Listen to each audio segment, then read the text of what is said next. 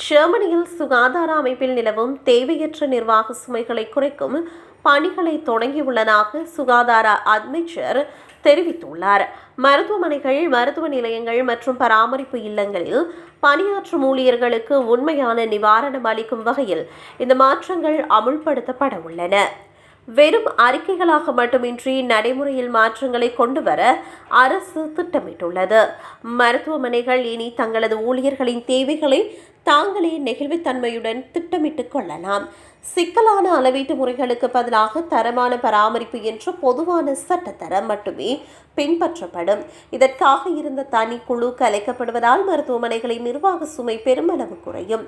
மருத்துவத்துறையில் காகித பயன்பாட்டிற்கு முற்றுப்புள்ளி வைக்கப்படுகிறது. இனி மருத்துவர்கள், காப்பீட்டு நிறுவனங்கள் மற்றும் அதிகாரிகளுக்கு இடையிலான தொடர்புகள் அனைத்தும் டிஜிட்டல் முறைக்கு மாறுகின்றன.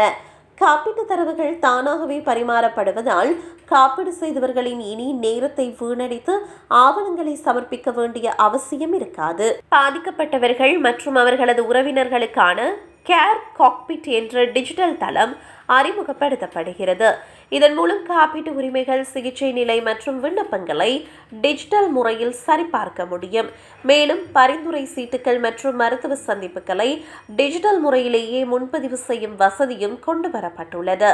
நாட்பட்ட நோயாளிகள் மற்றும் மனநல சிகிச்சை தேவைப்படுபவர்களுக்கான நடைமுறைகளும் எளிதாக்கப்பட்டுள்ளன. சிகிச்சைகளுக்கான அனுமதி பெறுவது, மருந்துகள் வாங்குவது மற்றும் மனநல மருத்துவத்திற்கான விண்ணப்ப செயல்முறைகள் டிஜிட்டல் மயமாக்கப்படுவதால் நோயாளிகள் விரைவாக சிகிச்சையை பெற முடியும். 200 யூரோவிற்கும் குறைவான விலையுள்ள உபகரணங்களுக்கு காப்பீட்டு நிறுவனத்தின் முன்கூட்டிய அனுமதி தேவையில்லை என்பது குறிப்பிடத்தக்கது.